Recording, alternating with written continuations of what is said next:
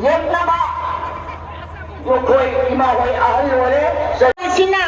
ꯍꯥꯟꯅꯒꯤ ꯅꯤꯡꯈꯥ ꯇꯝꯅ ꯂꯩꯖꯔꯝꯕ ꯂꯝꯗꯝ ꯑꯃ ꯑꯣꯏꯕꯅꯤꯅ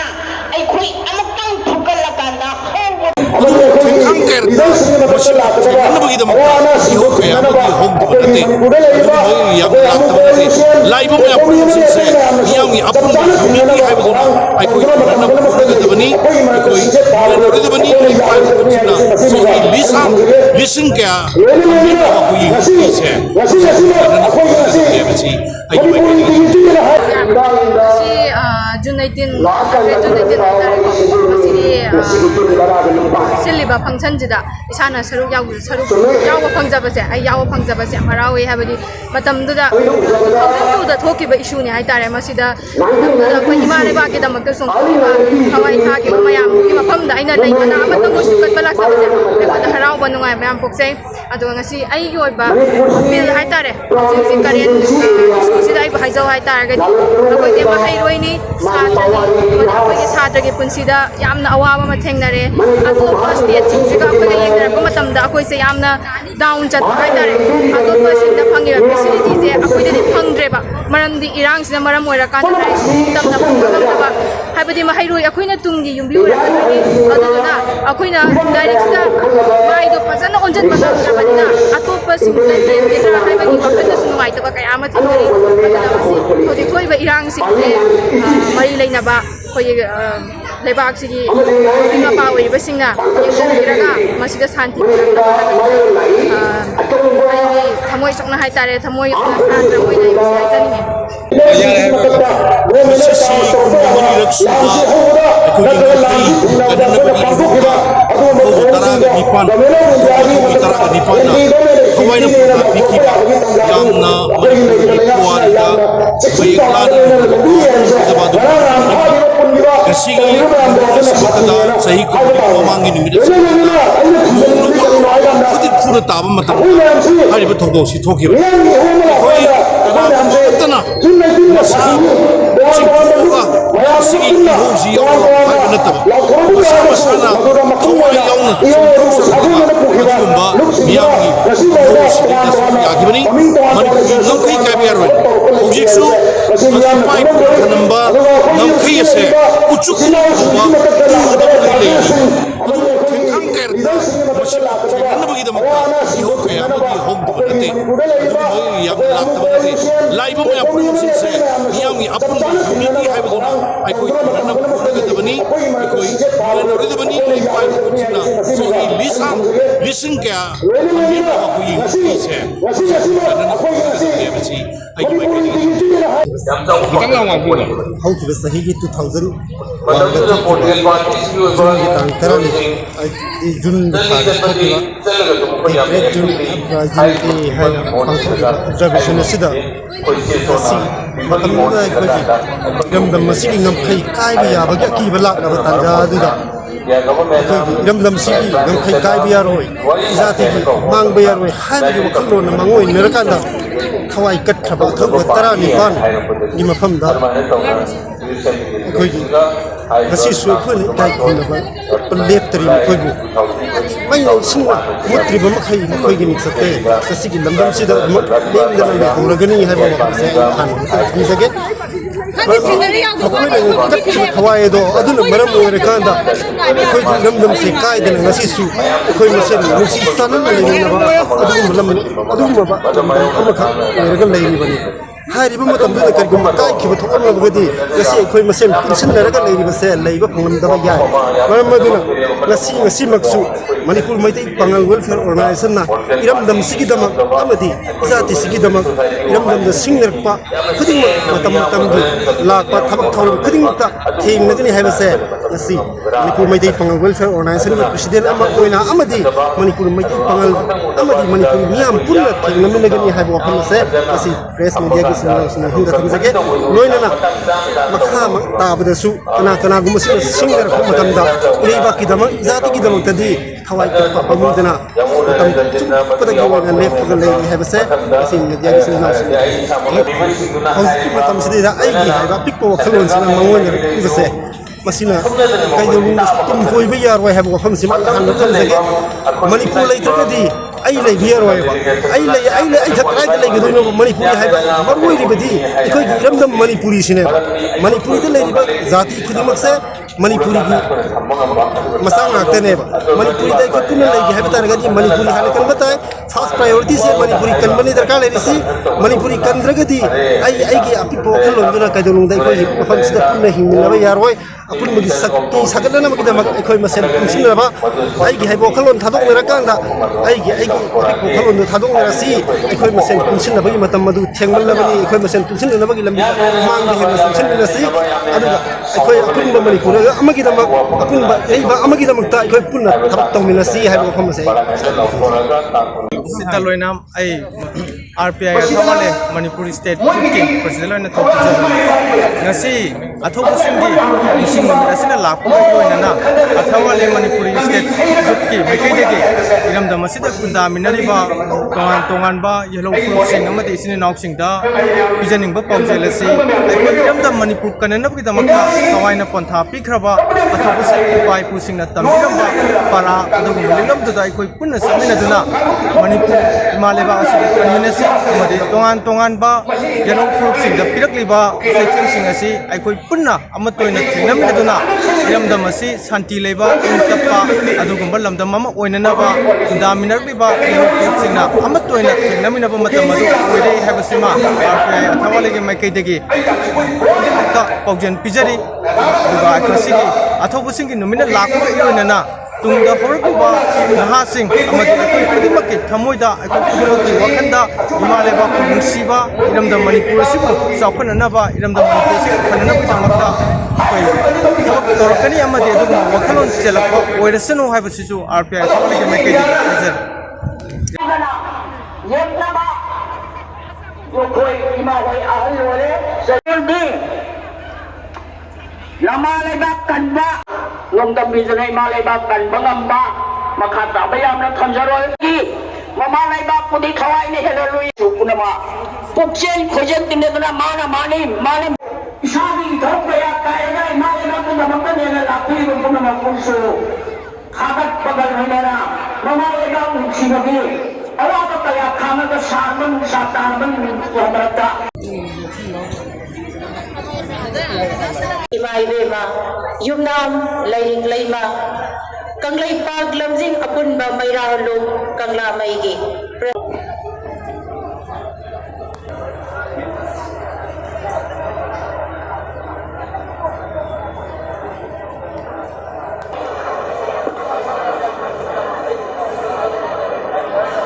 The Great June Uprising Day, Mayam the Unity Day, Hainasu, Kamariba.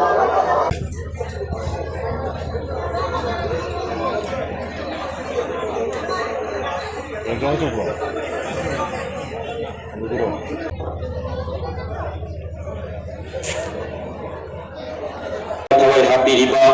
Rupuragadi, Tugulaba, Artist Single.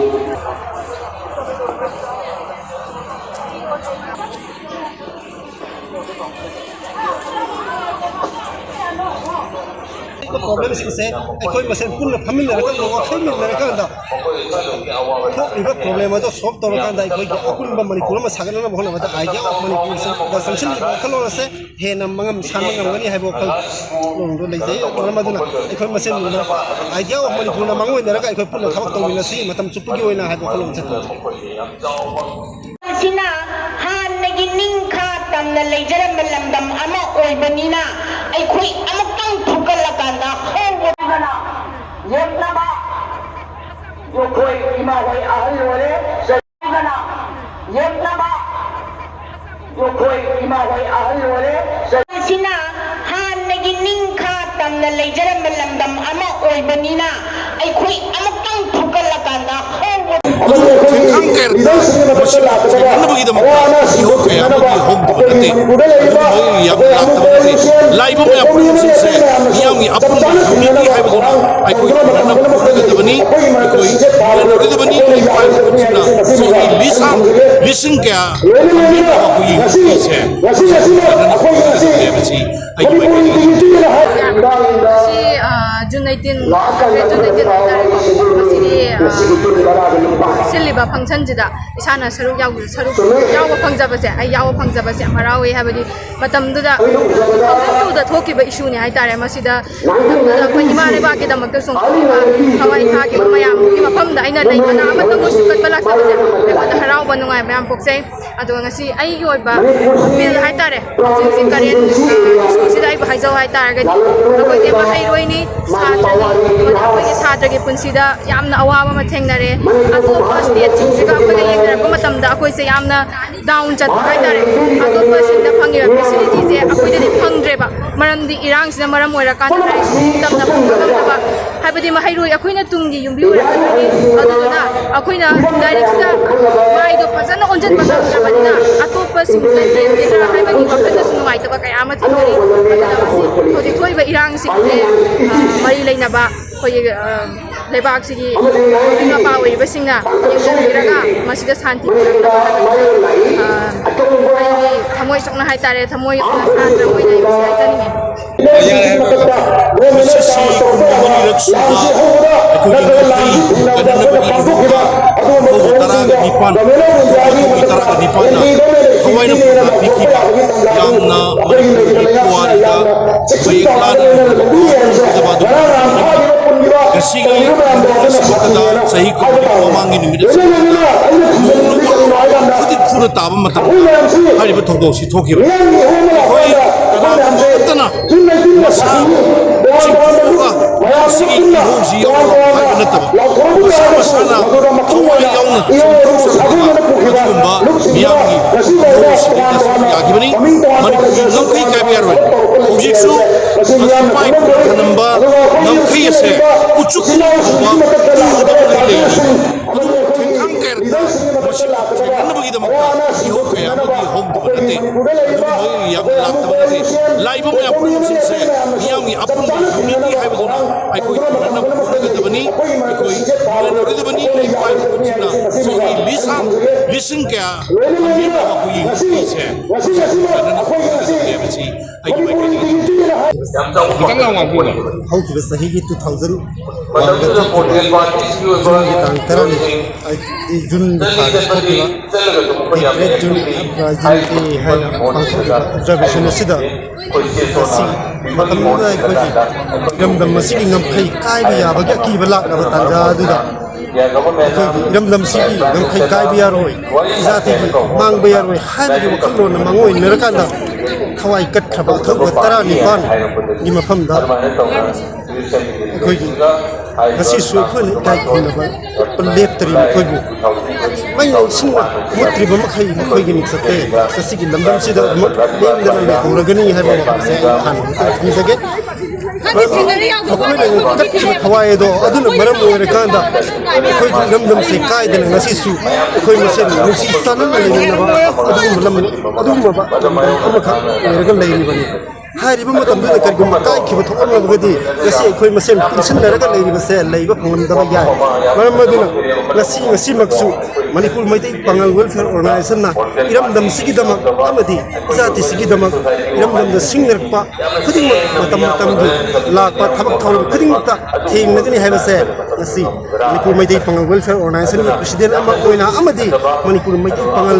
ꯑꯃꯗꯤ ꯃꯅꯤꯄꯨꯔꯤ ꯃꯤꯌꯥꯝ ꯄꯨꯟꯅ ꯊꯦꯡꯅꯃꯤꯟꯅꯒꯅꯤ ꯍꯥꯏꯕ ꯋꯥꯐꯝ ꯑꯁꯦ ꯉꯁꯤ ꯄ꯭ꯔꯦꯁ ꯃꯤꯗꯤꯌꯥꯒꯤ ꯁꯤꯟꯅꯤꯡꯗ ꯊꯝꯖꯒꯦ ꯂꯣꯏꯅꯅ ꯃꯈꯥ ꯇꯥꯕꯗꯁꯨ ꯀꯅꯥꯒꯨꯝꯕꯁꯤꯅ ꯁꯤꯡꯅꯔꯛꯄ ꯃꯇꯝꯗ ꯏꯔꯩꯕꯥꯛꯀꯤꯗꯃꯛ ꯏꯖꯥꯇꯤꯒꯤꯗꯃꯛꯇꯗꯤ ꯊꯋꯥꯏ ꯀꯠꯄ ꯄꯥꯝꯃꯨꯗꯅ ꯃꯇꯝ ꯆꯨꯞꯄꯗꯒꯤ ꯑꯣꯏꯅ ꯂꯦꯞꯄꯒ ꯂꯩꯔꯤ ꯍꯥꯏꯕꯁꯦ ꯉꯁꯤ ꯃꯤꯗꯤꯌꯥꯒꯤ ꯁꯤꯟꯅꯤꯡꯁꯤꯡ ꯍꯧꯖꯤꯛꯀꯤ ꯃꯇꯝꯁꯤꯗ ꯑꯩꯒꯤ ꯍꯥꯏꯕ ꯑꯄꯤꯛꯄ ꯋꯥꯈꯜꯂꯣꯟꯁꯤꯅ ꯃꯉꯣꯟꯗꯔꯛꯂꯤꯕꯁꯦ ꯃꯁꯤꯅ ꯀꯩꯗꯧꯅꯨꯡꯗ ꯇꯨꯡ ꯀꯣꯏꯕ ꯌꯥꯔꯣꯏ ꯍꯥꯏꯕ ꯋꯥꯐꯝꯁꯤꯃ ꯍꯥꯟꯅ ꯊꯝꯖꯒꯦ ꯃꯅꯤꯄꯨꯔ ꯂꯩꯇ꯭ꯔꯒꯗꯤ ꯑꯩ ꯂꯩꯕ ꯌꯥꯔꯣꯏꯕ ꯑꯩ ꯈꯛ ꯀꯗꯥꯏꯗ ꯂꯩꯒꯗꯣꯏꯅꯣ ꯃꯅꯤꯄꯨꯔꯤ ꯍꯥꯏꯕ ꯃꯔꯨꯑꯣꯏꯔꯤꯕꯗꯤ ꯑꯩꯈꯣꯏꯒꯤ ꯏꯔꯝꯗꯝ ꯃꯅꯤꯄꯨꯔꯤꯁꯤꯅꯦꯕ ꯃꯅꯤꯄꯨꯔꯗ ꯂꯩꯔꯤꯕ ꯖꯥꯇꯤ ꯈꯨꯗꯤꯡꯃꯛꯁꯦ ꯃꯅꯤꯄꯨꯔꯤꯒꯤ ꯃꯆꯥ ꯉꯥꯛꯇꯅꯦꯕ ꯃꯅꯤꯄꯨꯔꯤꯗ ꯑꯩꯈꯣꯏ ꯄꯨꯟꯅ ꯂꯩꯒꯦ ꯍꯥꯏꯕ ꯇꯥꯔꯒꯗꯤ ꯃꯅꯤꯄꯨꯔꯤ ꯍꯥꯟꯅ ꯈꯪꯕ ꯇꯥꯏ फर्स्ट प्रायोरिटी से मणिपुरी कन्बनी दरकार लेरिसी मणिपुरी कंद्रगदी आई अपिपो खलोंदुना कैदोलुंदा अखोई मफम सिदा पुन्ना हिंमिनबा यारोय अपुनबगी सक्ति सगदनमगदमक अखोई मसेन पुंसिनबा आईगी हाइबो खलोन थादोकनरकांदा आईगी अपिपो खलोंदु थादोकनरसी अखोई मसेन पुंसिनबगी मतम मदु थेंगमलबनी अखोई मसेन पुंसिनबगी लंबी मांगदे हेन पुंसिनबनसी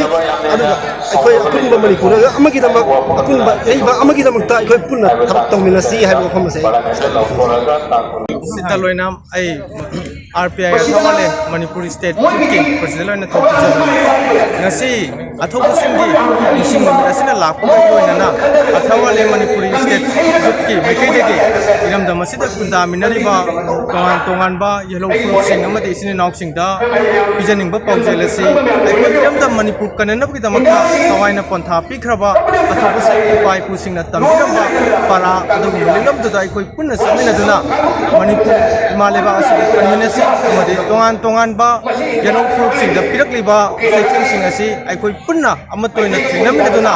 इरमदम असि शांति लेबा इंतप्पा अदुगुम लमदम अमा ओइननबा खुंदामिनरलिबा येलो फ्रूटसिंगना अमतोइना थेंगनमिनबा मतम मदु ओइरे हाबसिमा RPI अथवालेगे माइकैदेगी पाउजेन पिजरी अदुगा अखसिगी अथोबसिंगी नुमिना लाखपा इरोइनना तुंगदा होरकुबा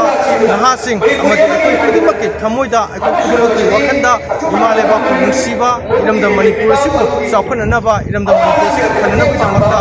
अखोई थबक तौरकनी अमदि अदुगुम वखलोन चेलकपा ओइरसनु हाइबसिसु RPI थवालेगे माइकैदि हाजर येतनबा जो कोई इमा होय आहल होले सजोलबी लमालेबा कनबा नोंदम बिजनै मालेबा कनबा ngamba makha taba yamna thamjaroi ki mamalayba pudi khawai ne helolui sukunama pukchen khojen tinedna mana mane isadi dhokya kaida malayba punda makane la lapi punda makunsu khagat pagal hanara mamalayba uksinabi awaba kaya khamaga sarman sataman tuamrata Imai Bema, Yumnam, Lairing Laima, Kanglai Pag Lamzing Apunba Mayraholo, Kangla Maigi.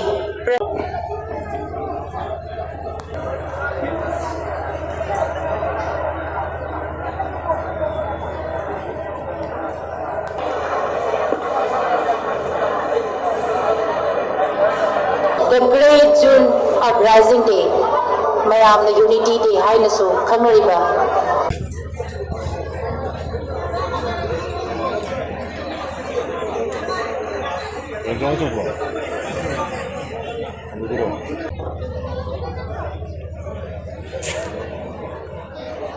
Kawai hapiriba rupuragadi tugulaba artisingu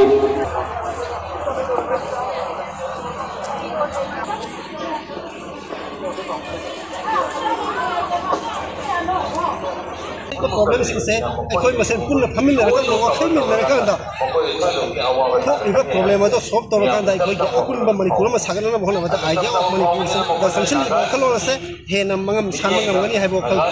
लोंदो लेजे मरमदुना अखोई मसेन idea of Manipur ना मंगोय नरका अखोई पुन्ना थबक तोमिनसी मतम चुपगी ओइना हाइबो खलो चतो सिना हान नगी निंखा तमना लेजरम लमदम अमा ओइबनिना अखोई अमक्तंग फुकलकांदा होबना येतनबा जो कोई इमा होय आहल होले